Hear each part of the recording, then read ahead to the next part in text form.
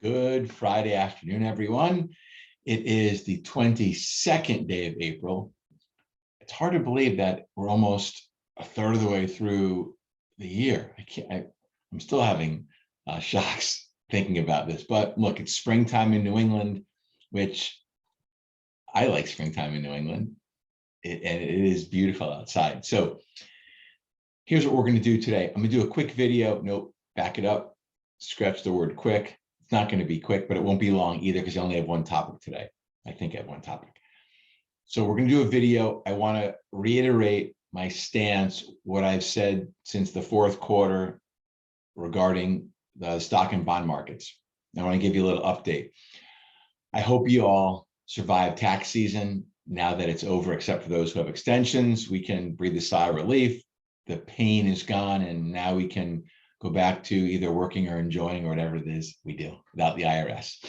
So I want to talk about let's talk about stock market first, give you a little update.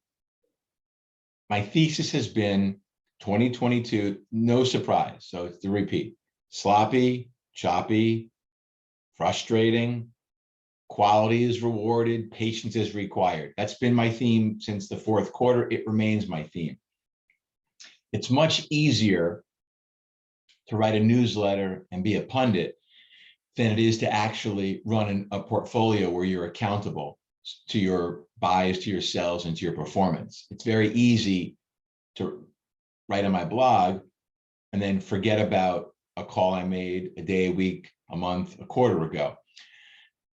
You know, numbers don't lie, and they will haunt you or they will help people celebrate you. But in any case, you can't run from it. So people say I'm too hard on people who don't manage money for a living. I am, because they're not accountable.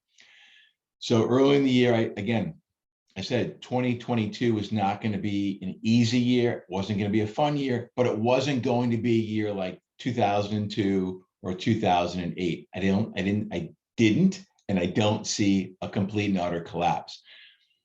It's hard to break the theme of what's worked so many times, which is buy weakness, buy weakness, buy weakness, and then sometimes sell into some strength. This year, for sure, selling strength has been a successful strategy, and buying many, some, most weakness has been a successful strategy. You know, in a nutshell, I would say if stocks get back to their old highs, that'd be in general a point to sell. And then if they breach the lows we saw in February and in early March, that'd be a point to put a lot more risk on. Is it perfect? No. Will it have to be altered a little bit in real time? Of course. But generally speaking, rallies, rips, you sell into, and dips and declines you buy into. Again, sounds much easier in theory than in practice. Let me share my screen, and I'm going to talk about this year. There we go. So I'm going to talk about this year a little more. Again, what I said all along was it's going to look a lot like 1994 and 2018. What was similar about those years? You both had a Fed that really was behind the curve, and they, in a compressed fashion, caught up very quickly. I don't want to say at all costs, but the Fed did their job. I didn't always agree. As you know, I'm a critic. I didn't always agree with it, but in the end, they did their job. And I will judge that simply in the end, now that they've been behind the curve for 18 months and playing catch up. My single barometer for if the Fed did their job is if we don't have recession in 2023. I do not think we have recession in 2022. Things are too strong. Unemployment rate, wage growth, things are too strong to have recession now. The amount of job openings that are out there. 2023, lots of chatter about recession, and that will certainly change my thesis if we get closer to that. Right now, let's just not talk about that. Let's go back and look at the screen. Look at 1994. We ripped up in January, and then the Fed really slammed the brakes on. That was the Greenspan years, and the market had a strong 10% correction in Q1, which it hadn't had a 10%er since the fourth quarter of 1990. So it was a long time. I lived through 94. It felt really crummy as an equity or stock market investor. And then we kind of just bounced around the whole year. Every time there was a rally, it went down. When there was a decline, it went up. So let me show you roughly where, so this was roughly, that was roughly the unchanged level on the year. We went down hard beneath it. We rallied above it. This was a very, very complex bottom, which looks very similar to today. Things got a lot better in the summer, and then we had some more decline in the fall. That was 1994, a very relevant analog to today. Let's go to 2018.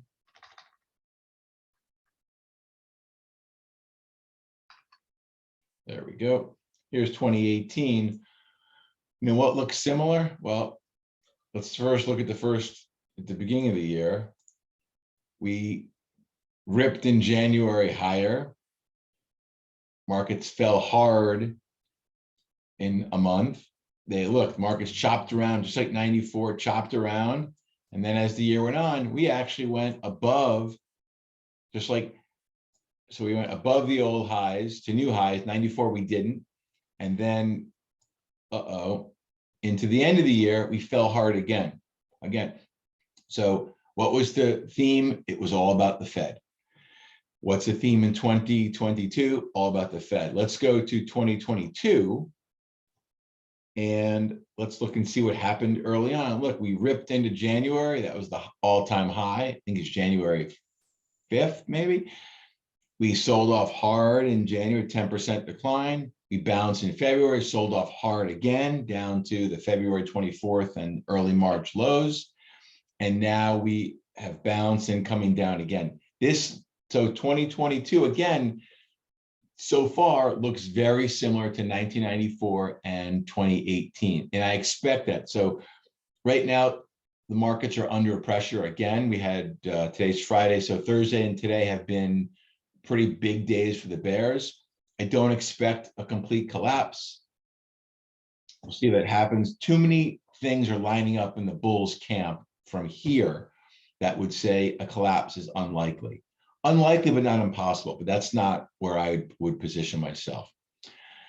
And finally, I want to pull up long-term interest rates to show you how they look. So right now, from last summer where they were about 1%, the 10-year note is just under 3%. So 1% to 3% since last summer.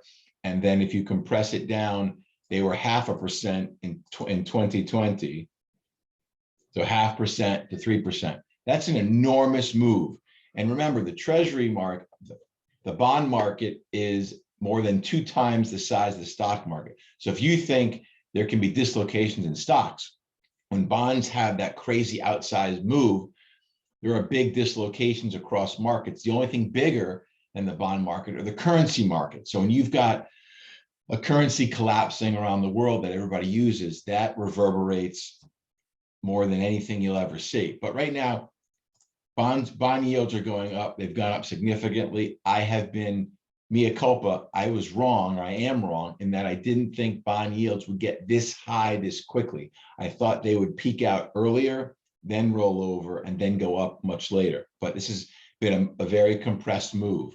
Let me just look at 2018 for you, so you can get an idea. So bond yields in 2018, they really bottomed in 2016, but at the end of 2017, they were around 2% on the 10-year, and they went all the way to 3% and change.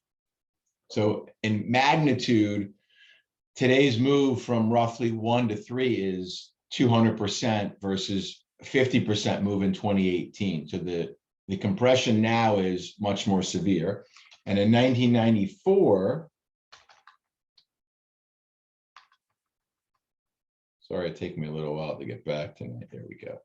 94. Bond yields quickly went from 5 and change to above 8, also a 50% plus rally in bond yields. So today's move on a percentage basis is much more severe, but we came from only 0.5%, which was absurdly low. So the takeaways are this, and most important, we had a soft landing in 1994 and a soft landing in 2018. Both times the Fed pivoted at the end of the year or very early in the new year. And that led to, if we go back to the stock market, so 2019 was a phenomenal year. We had that big decline in 2018, and then the stock market in 2019 just ripped higher almost all year because the Fed pivoted away from raising rates, said most of their work was done.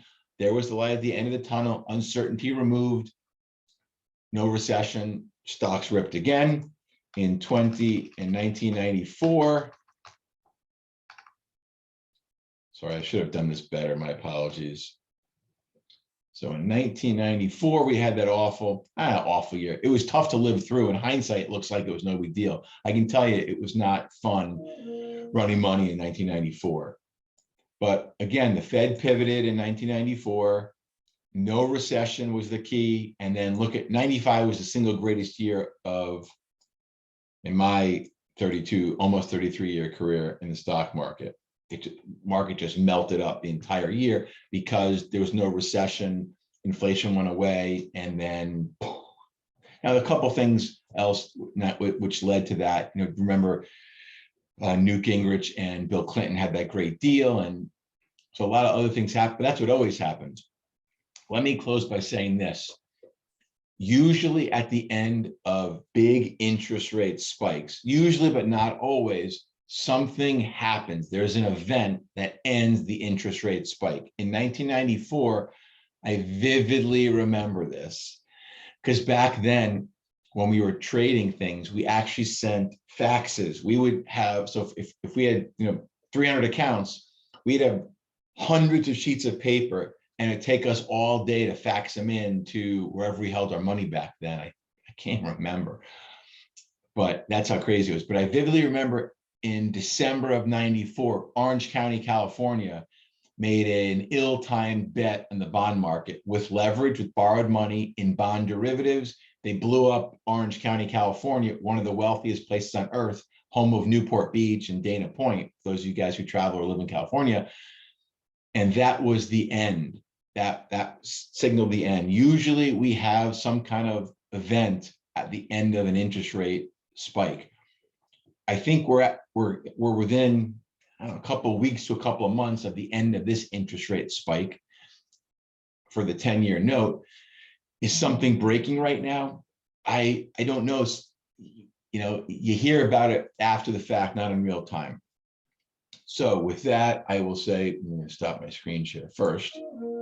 There we go. That I will say, thank you for watching. Please give it a thumbs up on YouTube if you like it.